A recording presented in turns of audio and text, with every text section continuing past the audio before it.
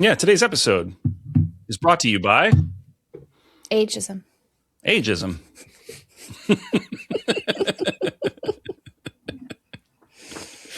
Today's episode. We start having sponsors of like just kind of vague concepts. That's until we land that first real big partnership. That's not a bad idea. It's terrible that our first sponsor is ageism. We're really setting the tone. Yeah, it's not a great place to start, I guess, but it could be worse. Could be worse. Could be worse. There are a lot of other worse isms, I guess. Yeah, That's true. Yeah, So, that's true.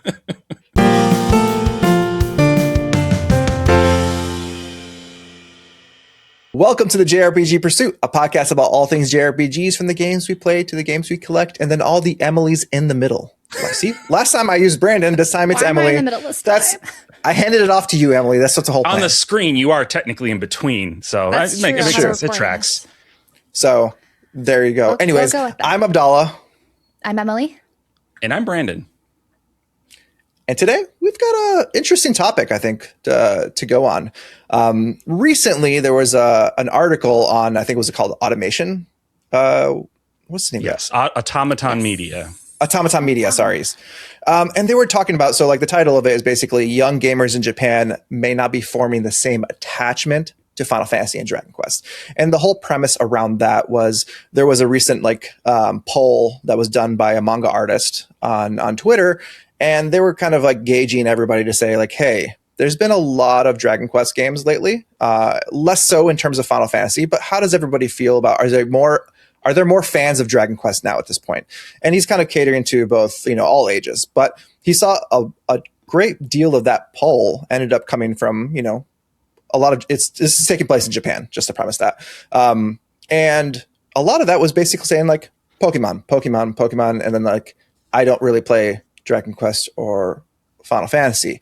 And so as that article keeps going, there's like some ideas that are being, they're thinking about it and they're basically saying some theories. And the biggest theory there was basically there is a really large development cycle for, especially if you look at, Final Fantasy. The Dragon Quest has been a little bit better in terms of like the side games that have been happening lately.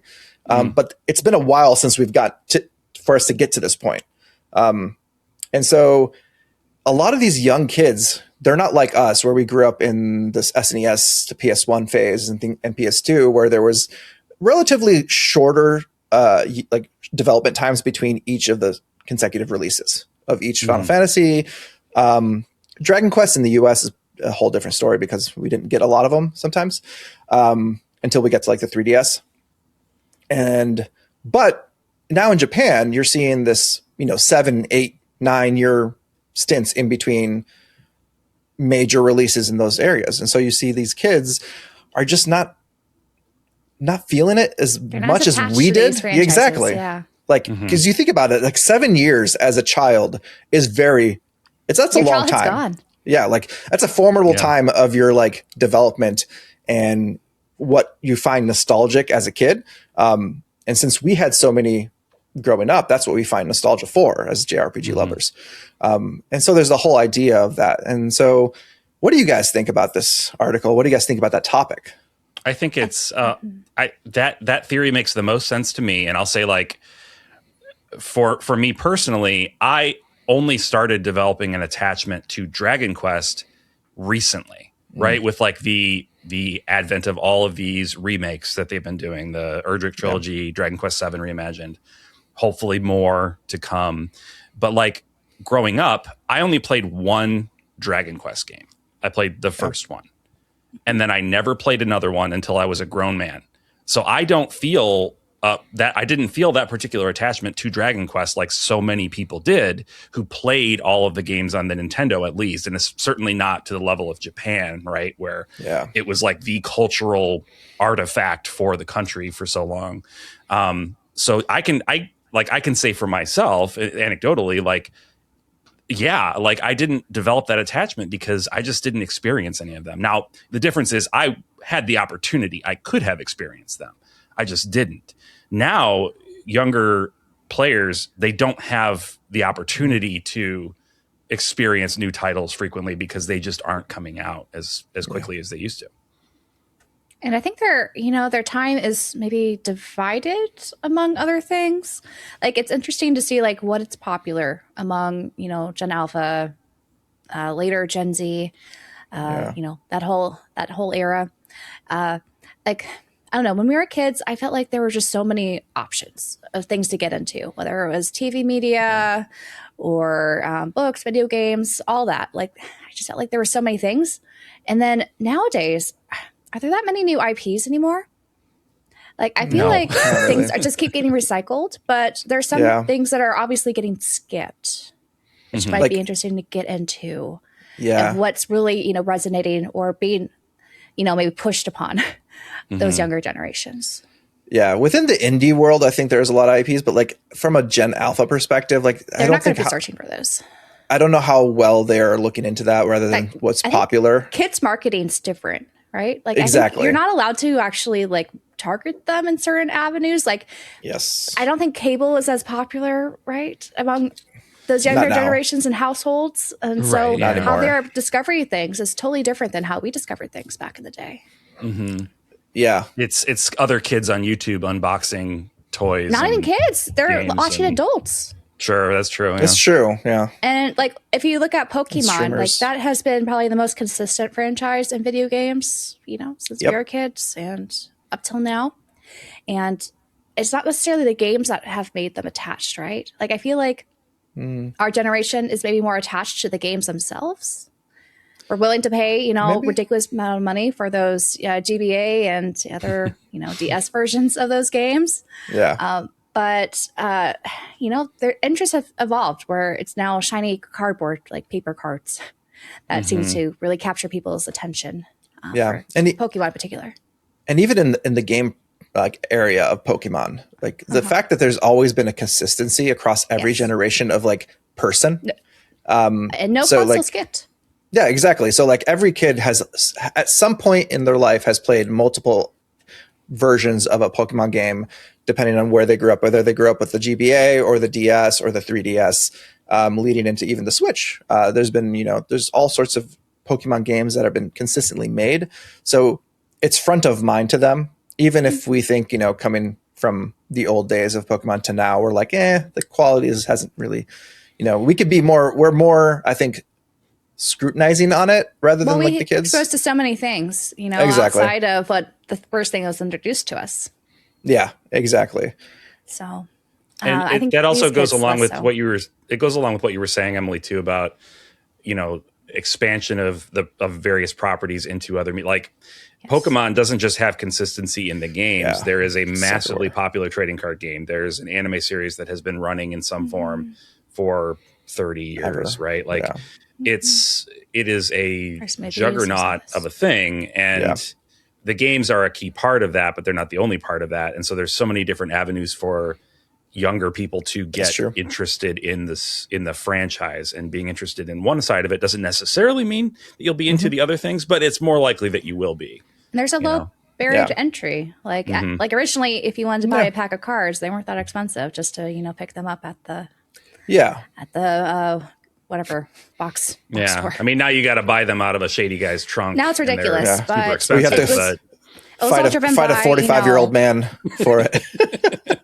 These YouTubers and things who, got the frenzy again. And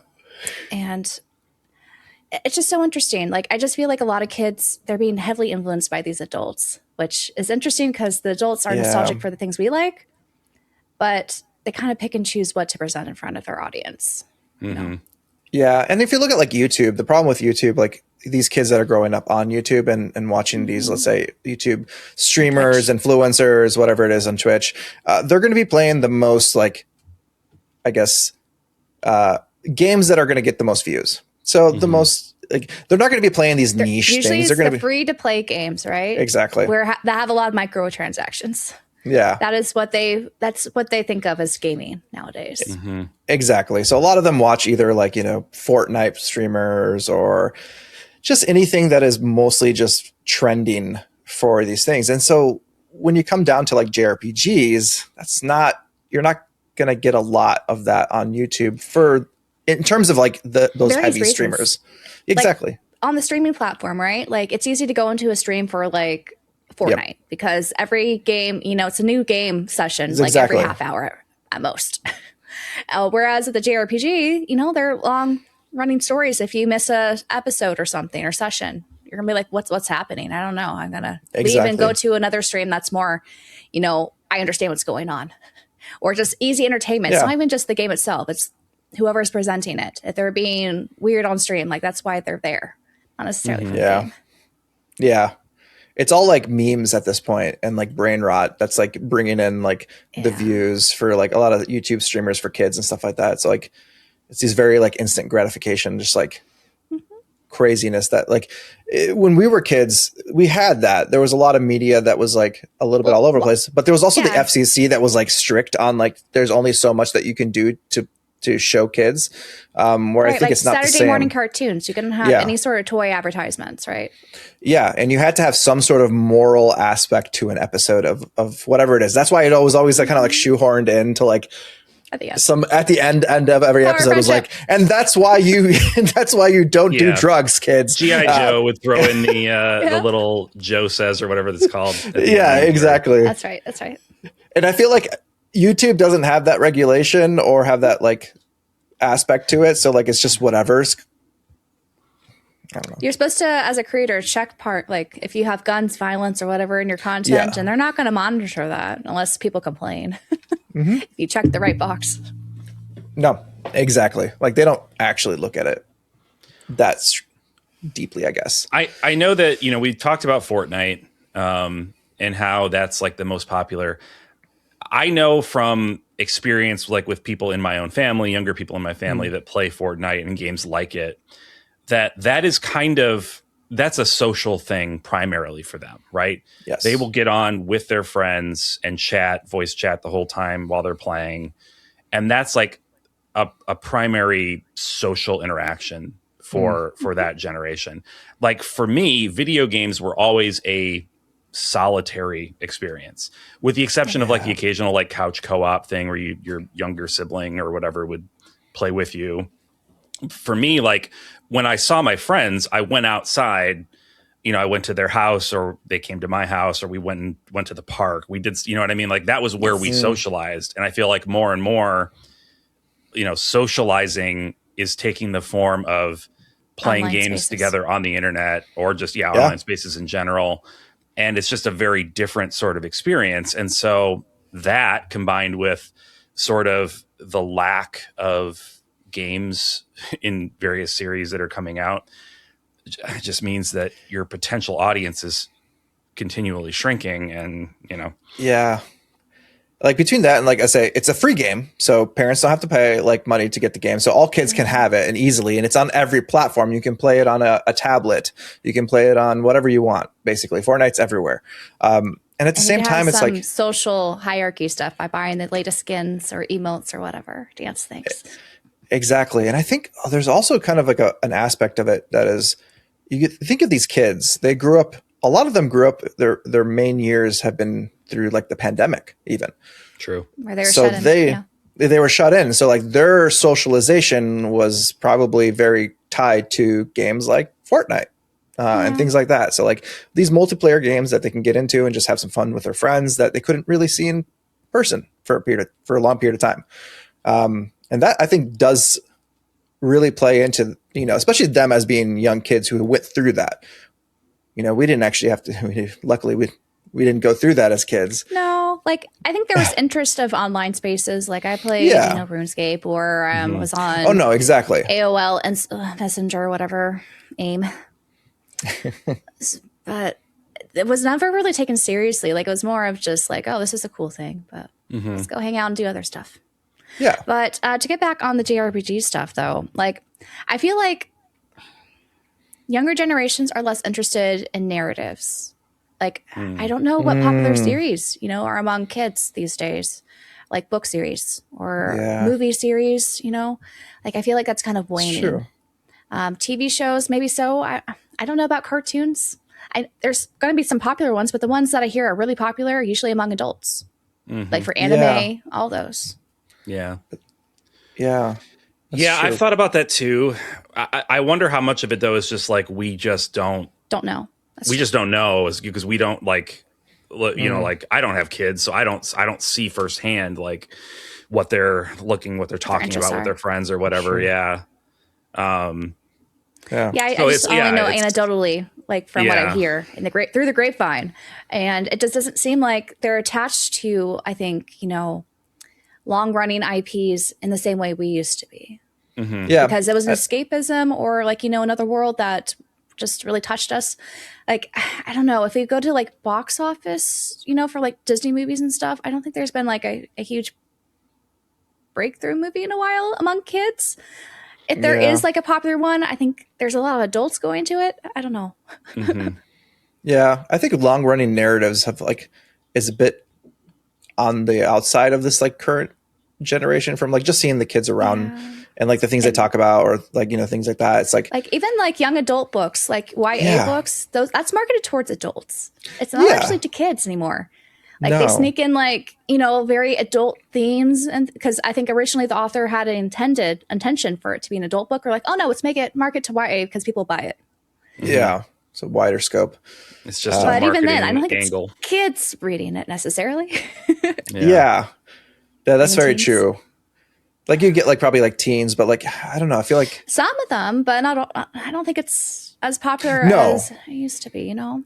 It's not like we're not generalizing all kids are going to be the same and like that, but like it's I think it's more prominent now that like we don't reading have is a not Harry as big. Potter book. That was a cultural True. phenomenon.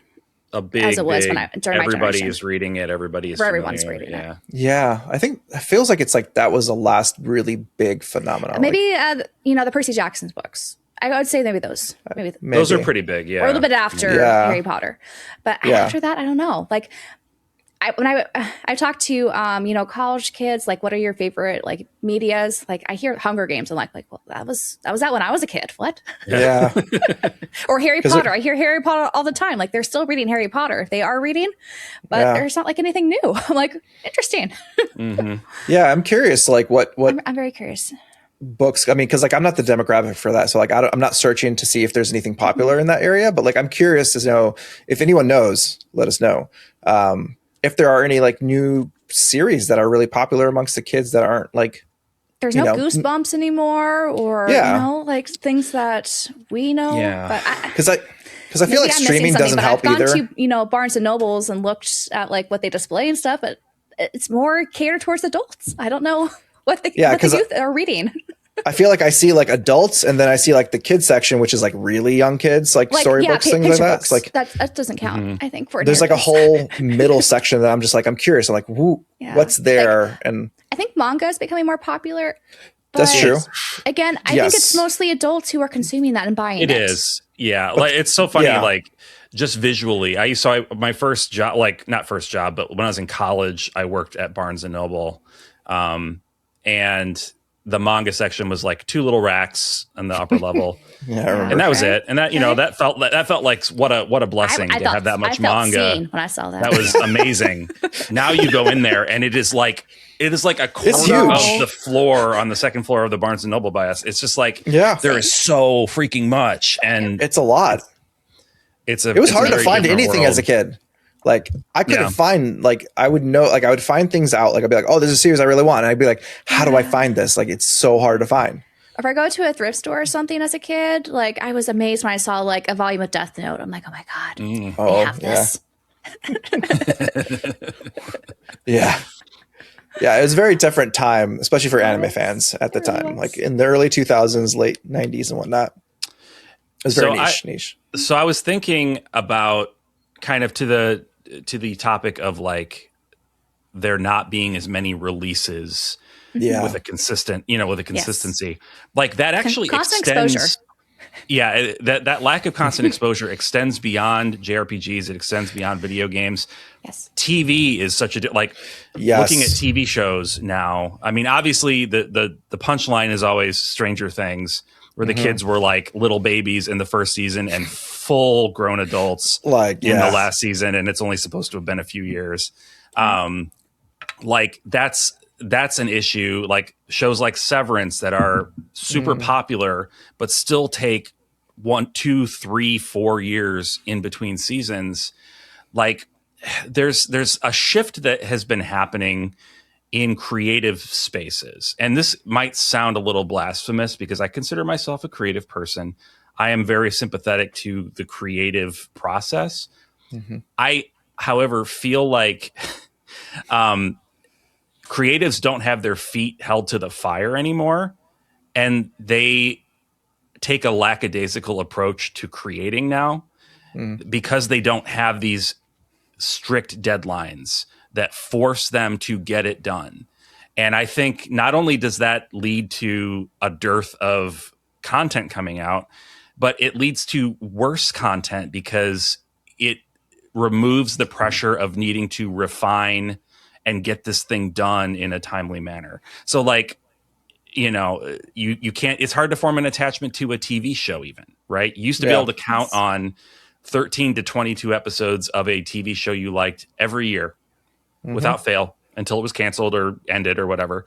Like without fail, you would get that. And now it's years in between seasons and you forget what happened and you like lose interest. And it's happening all over the place. Like you look at someone like Tetsuya Nomura, and I'm sorry to Nomura fans, but like the man needs to be held to account for his games. Like I know he has a lot of clout at the company, but like he takes too long.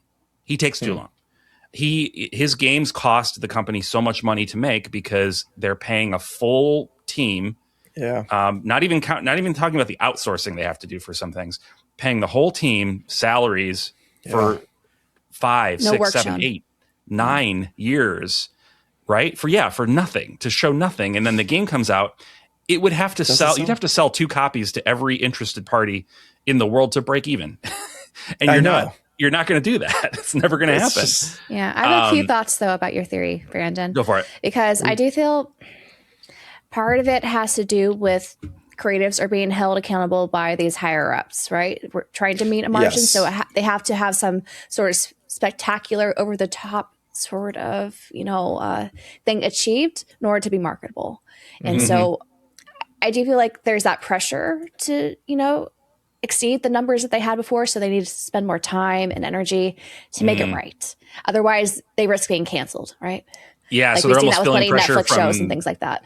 They're almost feeling the pressure from the other side where it's like, which you can't just make more. They should create, and if it doesn't work, exactly, like, but I see what you mean. Like they're saying, like we can't just make more of this thing. We need to revolutionize this thing, or it's not going to. You have to increase the stakes every single time. Otherwise, people get bored. It's the idea, right? Which has happened, but it's just sad. And another thing, especially with TV shows, is people are so used to a binge culture. Where with the exposure idea, right? Like we used to, like every day of the week or for one day of the week, we would have a new episode come out. And so we'll have those stories last longer. So it's more, long running in our minds, kind of like, a longer novel series or a longer JRPG, game. I think people want more instant gratification. Yeah. Like previously it was like a cultural affair. Like everybody was waiting, like, all right, like the season finale is coming next week. They talk about water cooler TV, right? Yeah, exactly. Like it was a thing that was like very much tied to the culture. Like I did that with Game of Thrones with my in grad school, my group of friends. We had every Sunday, whatever it was, we would be devoted to the next new episode. Yeah, I think that was like the last series recently. That was the last series that I think it was like really kind of set that style where people were like, anticipating, right? They were on their toes, thinking about it. Exactly. They were all predicting what's going to happen in the next episode or whatnot. That's like the last time I remember it being like, hey, let's all get together and watch this episode. I think some of that does continue with like the Game of Thrones spinoffs, actually, if my Twitter feed is to be believed. Like I see a lot of weekly discourse around that. So I like to believe that it's holding on in some form, but like I've never seen Game of Thrones. Model where they just release the whole series all at once. Yeah. Intention to binge and be the top whatever viewed thing for the week. Yeah. I think we're kind of losing it there. Well, that kind of speaks to your point about like needing to top everything. Like Netflix, the Netflix model a show is lucky to get a third season under the Netflix model because they are already looking for the next big thing, and a third season of a thing that was already a thing is like less interesting to them. I don't know if there's like an equivalent to that in video games. I think it's more they just need the games, their tentpole games, to produce unrealistic. Yeah. I feel like Final Fantasy is the closest we can get to that, where it's like every game needs to push graphical envelope. It needs to push some sort of like new. Yeah, it's got to be like flashy. It's got to be the next big thing, and like we got to draw in the Western fans who don't play this genre originally. Like we need to have a bigger audience. We want more. It's almost like greed is stepping in just to offset the cost to make a higher, more spectacular experience. Yeah. And if you look back at like, let's say the PS1 era, there's very little difference between 7 to 9 in terms of like intense, minus like, the polygons, graphical, the polygons. I mean, that's just like that's more of like they're learning the hardware. They just got better advancements. Well, that's the kind of advancement that these series, I think, need to do in order to maintain relevance. Is like Final Fantasy 1 through 3, 4 through 6, 7 through 9, right? They were all these incremental improvements in terms of the mechanics, the graphics, the technical aspects of the games. They all still told like compelling stories that people loved, but like they did keep advancing. They weren't completely, no, exactly, in stasis. But we reached a point, right? Graphically, we can't push it much more. And if you try, you're going to spend so much money that you have no chance of making that back unless you sell your game for $200. And even then you would need an audience willing to pay $200 for your game. Or a VR headset to be totally immersed. To be, like full dive, like lay down on your couch, plug yourself in and just we're not there yet. Game now. I don't want to be there yet. My God. No, but yeah, because I feel like that was the beauty of development styles back then, is that the first game was always like it pushed the envelope to what you remember the last generation was. Yeah, you're excited, like, oh my gosh, it's in 3D now. Exactly, but it was still within the scope of like simplicity of like them learning and adapting to the new hardware. And so I feel like with Square Enix, like they try to like get Final Fantasy to be the one game of the generation that is going to be just the most beautiful thing, and it's going to push the envelope. They're not trying to like just get something out there that is good. They're trying to get something out there that is completely going to blow everybody out of the water, and it generally doesn't, unfortunately, because people are very opinionated these days. So like the fan base itself. Is that part of it? Also, people are older these days, and so we have more things to compare it to. Like, when Final Fantasy X first came out, right? You guys were blown away, right, by the graphics. Blown away. Nothing else to compare to. Crazy. No, there was nothing at the time. It's like a dime a dozen when you have these AAA, like you could see the pores and sweat of all the characters. Like it's not that interesting.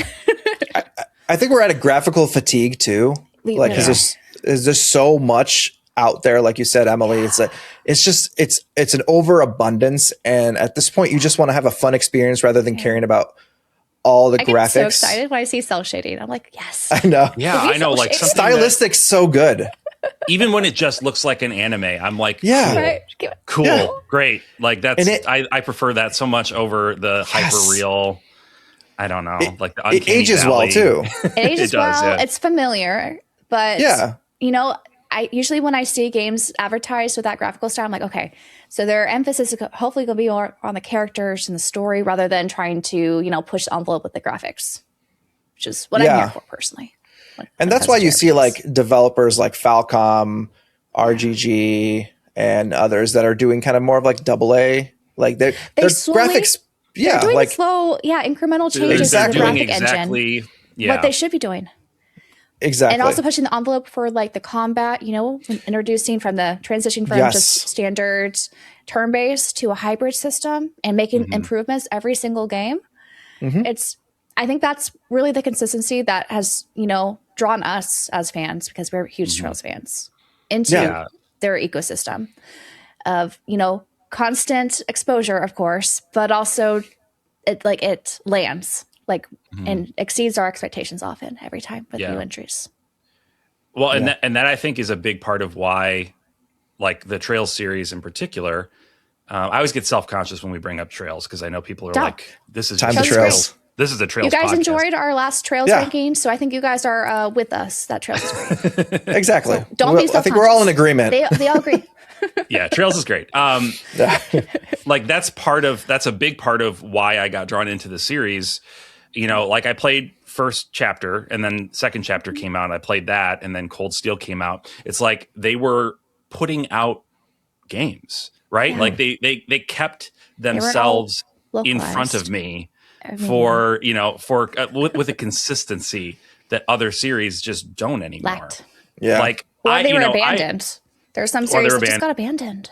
I have been a Final Fantasy boy since I was just a little guy, and I was not. I played Final Fantasy 16. It was fine. I was not excited about Final Fantasy 16. I beat it. I was just sad. Yeah, it was a sad story. I was just sad. Yeah. Misery. But like I wasn't excited for it. I wasn't like, the next game, because like it has so fallen out of my interest awareness. Really. Like I love 15, and that's one that I think is like the hangover from the earlier days of Final Fantasy, because technically speaking 15 was announced back before things like this, before this became the norm, where it's like 20 years between games. So I was anticipating fans of the 7 remakes, right? Yeah. Oh yeah. Yeah. I'm a fan of the world of 7. That's pushing the envelope in a way that is very. So this sounds like I'm being critical of Rebirth and Remake. I'm not, but like Rebirth and Remake are almost navel gazing in a way for like the creator's perspective. Like they are revisiting like a monumental achievement in their careers, and they are kind of taking a victory lap with it, right? Yeah. Over the course of like 10 years, they are putting out, well, it probably won't be 10 years, but like, you know what I mean? 8 years, they'll put out these 3 games, and it's like this big victory lap for them to celebrate this achievement. And they get to remake the game sort of, while also kind of doing something new with it, which I think is basically flexing their new skills, right? Exactly. Like they're that's what every creator would love to do. I'm sure, Scott Pilgrim did the same thing. Remaking something, but like changing it and doing different things. Like, so Rebirth and Remake and whatever the third one is, I love them. I love them. They are not going to win new fans to the Final Fantasy franchise, though. No. They have. I know plenty of people who were introduced to Final Fantasy through Remake and loved it. But not as many. Few and far between. Yeah, it's not going to be this critical mass of people that like if they rebooted the Final Fantasy franchise and they came out with a game in 2 years called Final Fantasy, and they're like, we are going to start fresh, and we're going to like make reasonably sized games with reasonable expectations, and they're going to have fantastic stories and gameplay that people are excited about. I want that. And we're going to release them every 2 years. I think they would rebuild a fan base, and they would still have us oldsters, right? That would come along. I would buy that, sure. But they would be able to get new people. Will it be hard for new people to get in, though, because they're distracted by other things? It's definitely a different market. It's definitely a different world. But it's like there's a higher probability, though, of them getting into it with this rather than the current model. Example we could do, right? Bringing back Trails is the success of Trails in Sky first chapter. Mm-hmm. Yeah. And those revenue numbers. So 680% higher than they thought. It was like something ridiculous. Of their development costs, right? Or something. That was like their production costs. Their revenue take home. Wow. Yeah. And that's that's a lot of it is like the Western / China markets. China, Yeah. Like Japan, not as much, but they were actually they did not meet their expectations in Japan. Which is why. Echoing, I guess, more of that article was kind of referring to how Japanese players are less enthused maybe by these JRPG, long running series. Even an entry point, the perfect entry point to try it. That is interesting. Like I'm not familiar enough with the data to make a definitive statement, but like I wonder how much of it is like, did they see a % decrease in their I don't know if it's like, significant fan base? Yeah, that's what I'm wondering is like, did they expect the moon and they didn't quite reach the moon? Or were they like in comparison basing it on to other regions, they're like, oh, you guys are disappointed in comparison.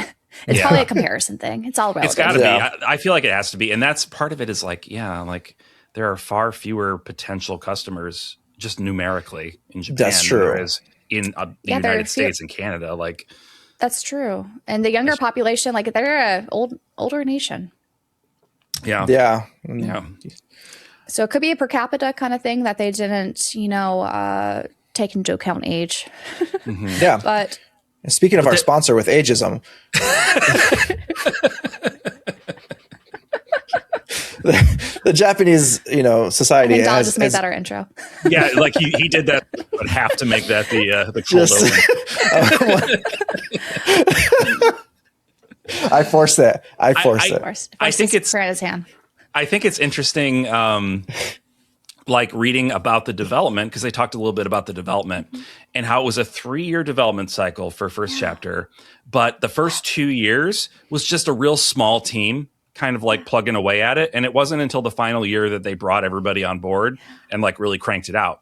So like if they had the full team on it from the beginning, it could have been like a 18-month development cycle, probably. Yeah. And they built all the assets for second chapter. That's like 2 games in 1. They're already set. And third, like it reuses a lot of that anyway. So like exactly. They are so smart about how they develop. And they optimize so much. Yeah. In a good way, like good use of their time. Yeah. And yeah, their graphics and their presentation will never compare to Final Fantasy or whatever, but it's so good still. Who cares? Like, who cares? If you're a fan, it doesn't matter. I still love the way it looks. Like, I think it looks beautiful. Yeah. It's got that nice anime aesthetic. It's not like perfect, but it does what it needs to do when you want to enjoy a game. Mm-hmm. But also like, the biggest hits of last year was like Hades 2, Silk Song. They don't have the most hugest, biggest budget for their engine. So I think there's a lot of fatigue with just trying to push the envelope graphically speaking. Mm-hmm. Yes. And while Trails in the Sky first chapter was an upgrade, it wasn't like something that was, so costly. Like they saw a 680% increase in revenue for production. Exactly. Mm-hmm. And they have an engine that they can keep reusing and reusing rather than a lot of, I think like Square Enix made a lot of mistakes over the last like 15 years where they were trying to use like proprietary engines, Crystal engine, or whatever. But they only used it for one game and then they just dropped it, which was like, I can't imagine the amount of money they poured into that engine and then just to drop it for Unreal Engine, ultimately. So like I think they're just kind of unsure of what to do. They're not like, I feel like Falcom is very much, they know exactly what they want to do and they continue doing it. Exactly. They're very secure in their thought process of like game development. They had a team of 69 people, which I think is very nice. No, they have more now. They've hired since. They have more now. It's like 80 something. Like 80 something. Yeah, that's right. Yeah, which is wild. Like, I mean, it goes to it. And like, even they've even like in articles speaking to Kondo, he's been very clear on bringing new talent, especially like very like management leadership talent into, let's say when they were talking about replacing one day when they have to replace Kondo. He's like, we really can't bring anyone in because Falcom has a very, very like distinct development style that if we were to bring anyone else with like previous knowledge from their own development styles, they just wouldn't mesh with their production studio. And so they want to like train people, train and groom these like new developers and groom in like the best way. Interesting choice of word there. Well, because that's like, ultimately, I know. I'm just teasing you. you're training these kids, like these young people to kind of take up the mantle of learning how to be creative directors, do all these things that are very specific. Where I think Square has a lot more different egos, maybe. Like if you look at a lot of like the leadership in Square, they very much have these different like mentality to what they believe is how they should develop. Too fractured. Yes, they're a conglomeration, right? They're just a mass of teams. They have some teams that do very well. Team Asano, I think they keep pumping out games. They're very focused. Work very, very efficiently. Exactly. And they're very focused. Like they have a very distinct development style. Yeah. And they continue to that. They change it up every now and then. They change it up little bits. Ones, which I appreciate. They're kind of like actually, Falcom, almost. It makes more sense. It actually makes more sense to compare Falcom not to Square Enix, but to like individual teams within. Yes. I think so. Yeah. It's a more fair comparison. Yeah, and if you do that, you can see, you're right, like there are teams within Square Enix that are doing the sorts of things that Falcom is doing, like iterating, putting out new games with a much greater consistency, much greater frequency. So it's not hopeless. It really is just it really is just these big tentpole series. They got to harmonize stuff. That have kind of lost their way. Yeah. And are betting on the wrong horse. They're betting on making the biggest, flashiest thing is going to win new fans. Trying to be spectacular. Yeah. We don't need spectacular. We just need good. And that's the problem with like these flagship titles is that they're going to be holden to like shareholder expectations. And so like you have the board that's going to be like, well, we need this to make this much money and we need you guys to bring in enough new like players, and so they want to make it the most optimized and the best version of this in their heads to appeal to everyone. And so when you try to appeal to everyone, you appeal to nobody. And so their expectations versus reality is very skewed. Exactly. And they have mobile games, which brings them money. And I think there has been quite a bit of focus more on mobile these days. Which is unfortunate. Is that, you think, drawing away potential JRPG enthusiasts? It's not helping the cause. I don't know how much it's hurting. It depends on how you define potential JRPG enthusiast. If it's every person in the world, then definitely it's drawing some of them away, right? But if it's like a specific demographic or people that are interested in like people who like anime stuff, like anime stuff JRPGs. or longer form storytelling. Yeah. I don't know. Because the mobile games, like, they'll have a new sort of patch every month or so. Like there's going to be constant, it's kind of, playing into that theory about constant exposure. The mobile games are delivering that until they get, defunct. But the popular ones, constant exposure. Constant, like, you have to go play this. You got to log in. Got to put in some hours so you can get this character or see this new story beat. Marketing is a big deal too, I think, from a Square Enix perspective, because they have like dropped the ball quite a few times from a marketing perspective, especially for like exactly what I was going to say with Harvestella. Like that was terrible marketing. Man, there's a universe out there where you will get the cozy players, but no, that is not a cozy game.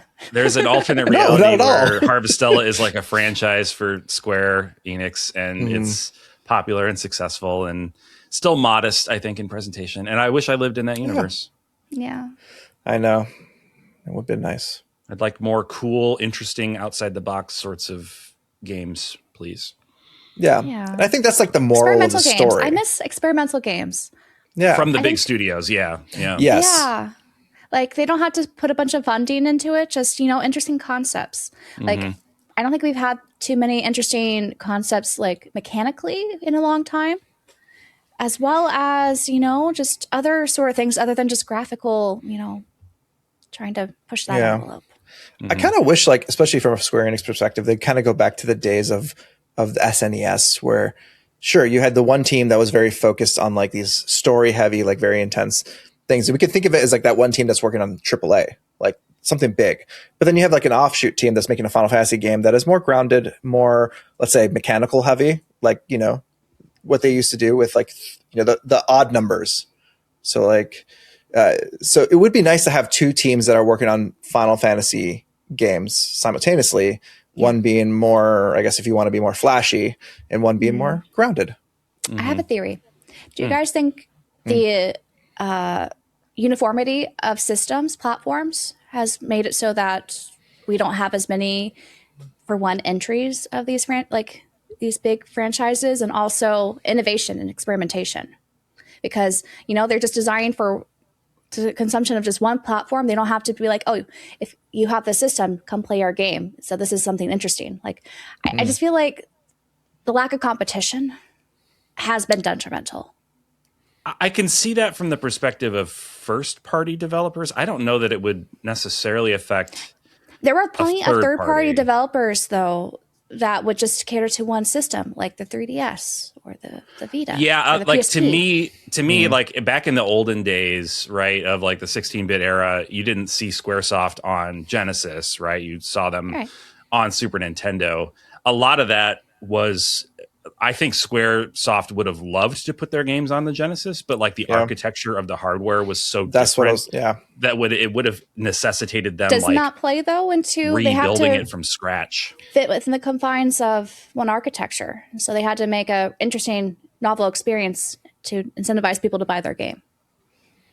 Yeah, I think that's like there's two aspects. Yeah, I think like that is. I'm not saying it's like the buy-alls, but just like something to contribute. I think you're both right from that perspective, because like I think Emily, you're right. Like there's some work they have to do and to force people to want to buy, let's say, PlayStation to play these games. So like instead of buying any other system, they want to play this system, and this is the reason they have to make something great. But at the same time, the reason they did that into that ecosystem of that system, you have to incentivize those players to like who maybe don't play this genre to come check out this game because it's different. Yeah, but the reason they were on the PlayStation is because they had CDs and they were able to do enough information on a CD that they couldn't do this on the N64. Yeah. Like but it was I guess my argument's also playing into the handheld versus console argument as well. But I feel with architecture nowadays, differences. Yeah, but I feel like we're at an architecture perspective now that like if you look at PlayStation to Xbox to, I mean, Switch is different because Switch. But for the most part, it's all the same on all the platforms now, except and now the architecture is almost the same, minus Nintendo. I'm just thinking the uniform architecture just makes the experiences more bland. I don't know. I don't know. I know we've talked about this before. I don't agree with that. Like, to me, art for art's sake is kind of the key. Like, you look at a game like Final Fantasy VII Remake, when it came out, it was a PS5 exclusive. And I think it's brilliant, but it was a disappointment.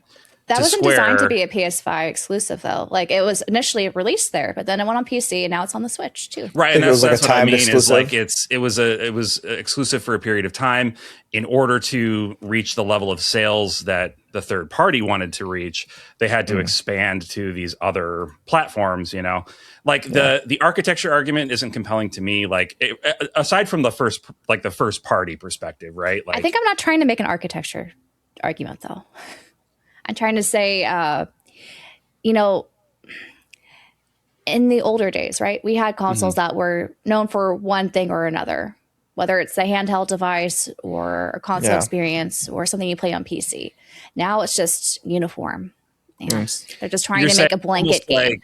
Almost like limitation breeds creativity. There is no handheld market. There is no console market. There's no PC only market. There's just a video game market. Exactly. Yeah. They're not trying to cater towards specific sectors of these.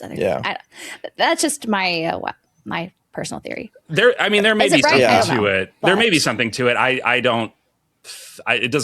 It's not something that affects me. So I guess I've never really thought about it from that perspective. But because honestly, I've never been happier as a gamer, right? Like being able to play a game here on my PC or over on the PlayStation or on my Steam Deck, or you know what I mean? Like on the Switch or Switch 2 or whatever. I love that. But I love it. I'm just saying, I think there's less creativity. That's all. And I think they're even like from even Square Enix perspective, they've been struggling with that idea of making things run well across all systems. So you have, the PlayStation runs well. Xbox might be a little wonky here and there. It might not be perfect, especially if you look at Final Fantasy 16. Same with PC. At the Switch 1 versus Switch 2. If you want the physical or not, it gets complicated. That's true. That's the hardest part about like making game for all systems is that there's still enough differences on, and let's say if you're doing the Xbox Series S, which is super low powered, along with the Switch 1, you're having to really figure out how do you scale this game high for PC users and really low for people who are playing on the Series S. And this makes it more Switch. complicated when the only thing they're trying to push the envelope are graphically, right? Yeah, exactly. Yeah, and that I think is they put too much focus on that. Double-edged sword there.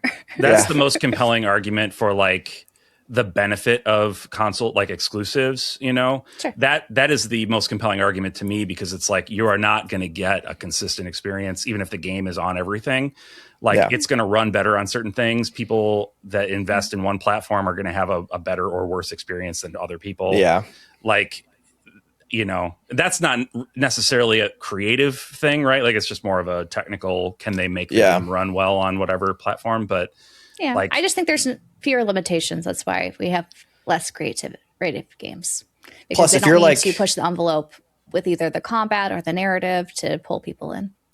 Exactly. And I think you mentioned like a little bit before is that like if you're pushing the envelope for graphics and that's your focus, then you're creating a situation where you have to put a lot more development, like, you know, power instead of putting it into things that like, you know, are more interesting and creative. You have to put it into more of like the actual logistics of the game and how it runs across all the different things. And so you get this less interesting, I guess, maybe if you want to put it. It's pretty, but like, you know, as you look for more substance and from a JRPG perspective, it's like people are interested in the narrative. Substance is everything. Yeah. So you're looking at the substance of the objects or the games. And then they just can't put as much development. Yeah. Their effort and time is not spent on the game itself, just to have it run. And they're, you know, so divided. I guess that's a good argument too. I don't know how much time it does for these companies, but I imagine it's a much more involved process than it used to be. Yeah, it's a costly thing, I think, even more than time, right? Like, obviously they have different teams of people working on the different aspects of the game, but it's still costing the company a lot more money to make the game available. They won't pay the creatives; they're going to just pay the people to make it right. Yeah, so if they have a budget for this game and they're having to allocate more of that budget to the technical side to make it run on every platform, sure, that's a compelling argument. I think I heard from another podcast, some interview of someone who is in, you know, game writing. Like in Japan, like they have, you know, different hierarchies of like who the best writers are. Video games are at the bottom. Like if you have people who write screenplays or novels, like they are more well-regarded mangakans. They are, you know, more revered in the general public and in this industry too.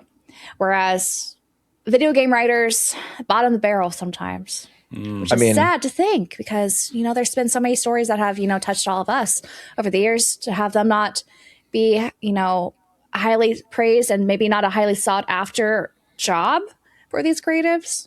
Yeah. It kind of sucks. I wonder if that's part of like why Earthbound or the Mother games have like such like cultural impact in Japan is they were written by Shigesato Itoi and he's not a games writer. He's just a writer. Probably. Like they brought him on to write these games. Sure. And they're like just a cultural touchstone over there. I mean, that is a shame if that's how they're viewed, but it doesn't surprise me. You know, the big people names who've established themselves in video games, but I think even culturally that they're not that highly regarded just in the general public. Yeah, I can see that. I think more than anything, that's just down to video games being the newest art form. You know, storytelling medium. Like I suppose it's been out for a while though, but even like, you know, like anime, I think people view that like in higher regards, and anime's, you know, newer than video games. Which I mean, well, anime's been around since the 60s. Like, I feel like it's had a little bit of a longer runway to gain culture, and it's also been like video games too. Okay, maybe they're about the same start time, but still. Yeah, I mean, have you seen the state of a lot of anime that's written these days? Anime is also not a unique medium. It's just right. There had the manga. It's film or TV. It's animation. It's animation. From film, TV that's been a thing. Like video games are truly a new People would argue maybe that it's like film TV because you play it on your TV if you have a console. But yeah, I guess. Yeah, and It's a that's weird- pretty Not the unique. film Like we critics. haven't generation. It's been, I don't know how many generations it's been since we've had a new medium, come into Yeah. existence, right? Like think of paintings. Who was the first person to paint something? Who was the first Cave person guys. to write a cave guy, right? Who was the first person to write a song? You know what I mean? Like we haven't had new Yeah. mediums of art with any regularity, and we it's kind of cool. We got to be here. Video for games like, are like a culmination of all the other mediums, really. Mhm. Yeah, it really It's is. more interactive. Yeah, they involve basically Everyone. every other form of art, Yeah, which is it's a compiled super into one. cool. The And it next one adds will that be virtual interactivity reality, like for real.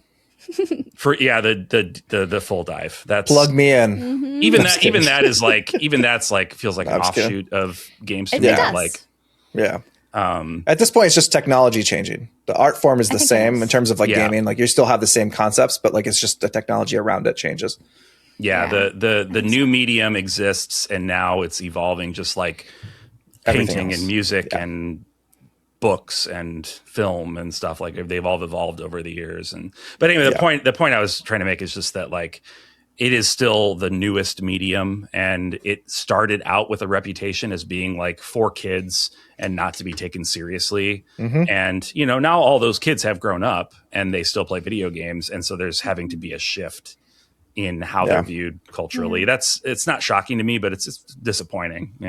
Sure. Yeah. One thing we wanted to bring up, though, regarding that article that we cited in the beginning, is that in Japan, if people are not as interested in Final Fantasy, Dragon Quest, and maybe JRPGs in general, outside of Pokemon, if they count that as a JRPG, I don't know if they count it as a JRPG over there. Yeah. That's another question. I don't know. But Yeah. but like, who's going to be making the new JRPGs going forward? Yeah. If it's a so-called Slowly everyone- dying, art over there. Yeah. I mean, there's a lot of like yeah. It won't be the big companies if it truly is dying with the younger Which is generations in weird Japan. because, right, like the last couple of years, I feel like we've had so many JRPGs come out, but they're just catering to our generation, but they're not making any headway to impact the younger generation, right? Yeah, they're serving a increasingly small Aging population. Speak audience as we start dying off. Like brought to you by. It's all coming back. Yeah. Our sponsor is pretty intense. Yeah, it is sad. It's sad. And I think But it's a little sad, but I like- think we are seeing people outside Japan, It is, yeah. show their appreciation for. I the feel like art. America is going to, or like the West is going to take over, or like just everyone outside of Japan are going to take Maybe over French. the concept. France. We're gonna The have France- more the JRPGs. France will be part of it for sure. French. There's a lot of really good like indie spaces that are not within the Japanese like space out that are in making Canada, JRPG type the games. US, Yeah. Europe, So other places. I think But that's I what we're think going to see. Those developers are like our age or older. True. Yeah, True. that's true. That's very Hopefully accurate. They'll inspire though a younger generation at some point. I mean, I feel I like mean- it's always going to be around. There's always going to be some kids that like are into it and might go into there, but it's going to be it's going to slowly get like Look at smaller it. and smaller. Yeah, look at it as Do we like think that, like though? look at another cultural analog. Like what is it? An equivalent? Like look at Western films, like Westerns, right? Cowboys shooting on the range, yeehaw, etc. Right? There was a period of time where like every other freaking movie was a Western, Yeah. Yeah. and Even now they started making spaghetti westerns in Italy. in Italy, Yeah, exactly. Like they caught on in little pockets here and there, and they were a big thing for a long time. And then now it'll be years and years in between Western films. We Yeah. don't get Westerns as often. It's not as anymore. often. Our generation they isn't still as big. exist, but like Yeah. we don't. Our generation and the younger generations, I don't think are as interested in them. So yeah, if you look at it that way, I think it is very possible that eventually, JRPGs just What makes me curious though, we have the next gen of the Pokemon games, and now that the Pokemon I think has taken off more than it has like in the last 5 years. Like, is that going to be the new cultural phenomenon if Game Freak does their job? maybe. If they're given Maybe. enough time to make a game, that's Will pretty I- good. Will I finally play a Pokemon game? Will it happen? Stay We'll see. tuned. Yeah. Like, For what was 'Cause if the they can- last if they can- cultural impact game that happened, like Cultural among all impact. generations? Like, I want to say it was like Breath of the Wild. Yeah, that was All generations, yeah. I could Breath say of the that. Wild was pretty substantial. Although I think even like if you're going by sales, it dwarfs in comparison to some. But like, that was a big gamer moment. Yeah. The biggest ones I can think of, honestly, are like Mortal Kombat, right? Like that yeah. Mortal Monday or whatever. Like that was like a big, Yeah. even outside of just hardcore gamers, like that was a big deal. Everyone knew about it. Yeah, it was like on the news covered it, right? Like it was like a big deal. I but guess it's Fortnite is the modern equivalent. Fortnite I think most is people know yes. what Fortnite everybody is. knows what World of That and Warcraft Minecraft was a big one is. too. When we were younger. Minecraft is like a Minecraft. huge phenomena. Yeah. But like, yeah, they've kind of retreated a bit from like being the focus of everything. They're just kind of they're just ever present, right? They're not like making headlines, but they are just always there. There's like an undercurrent of Fortnite running constantly under everything. New seasons, all the time. Yeah, like when they launch their new season, they get a little boost of attention, and then it just goes back new to skins everybody they go buy is 'em. playing Fortnite. Everybody that you know who is under the age of 20 is playing Fortnite, probably right now. Like you could call them, and they probably are playing it right now. Or Emily's dad, who's a little bit older. Or Emily's dad's playing it right now. Probably. My 71-year-old dad's probably playing it right now. I love it. That. I love it. But yeah, I feel like, we've talked about a lot of stuff, and I feel like it's both good and depressing across the board. I don't think it's as depressing, at least for our lifetime.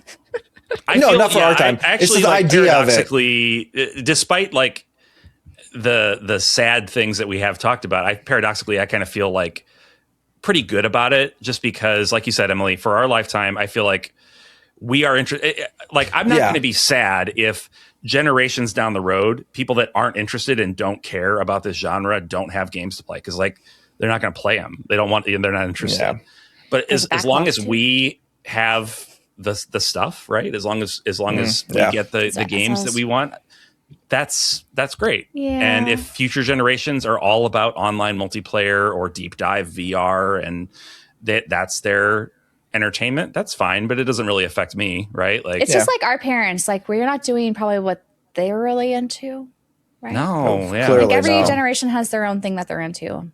Ours, at least for us, it's probably video games. Yeah. So even though it's sad to not like leave a legacy or have, especially if you have kids, to, relate to your younger yous, but younger yous. The little me. It's a little ageism right there. But I don't know. Like, I think it'll be very interesting the next 5-10 years. What's happening with this medium? Where it's going. Like, we've been seeing so many layoffs in the industry. Like, who's going to be start making these games? How much reliance to AIs are going to be? There's so many interesting things that we're in an interesting time. I think we're in a golden age of like JRPG resurgences. But then all this stuff is happening in the industry. You just have to wonder what's next. We're like you say, in this golden era that also we simultaneously feel like we're on the cusp of a collapse at any given moment. Right? But it's like so weird. It's so bizarre. It's so weird. So weird. But it's fun. It's a good time. It's fun. And hey, be fun. Even if we don't get many JRPGs, in the near future, we got that backlog to always go back to. Oh my gosh. That's true. Never ending. So I think we're good. On that note. Yeah. It's been a blast joining us. Yeah. Thanks everyone for listening. And also a big shout out to our channel members. You guys are awesome. Yes. So awesome. Thank you. We appreciate you. And we will have our after show up shortly for our Pursuer members, where we will probably still yak about this topic. Yeah. And maybe a bit more things off the cuff. Yeah, and I think we're going to be doing a member live stream today too. For today that we're recording, it would have happened. It will have happened by the time you're hearing this. So you can watch the VOD if you're members. Pursuer Plus. Yeah, if Pursuer Plus, yes, a little bit of Q&A, fun times. Fun times. But yeah, Thanks, everybody. Thank you. Appreciate for it. Everything. We love you. Everything. Yes. Bye-bye. Bye. Bye. Take care.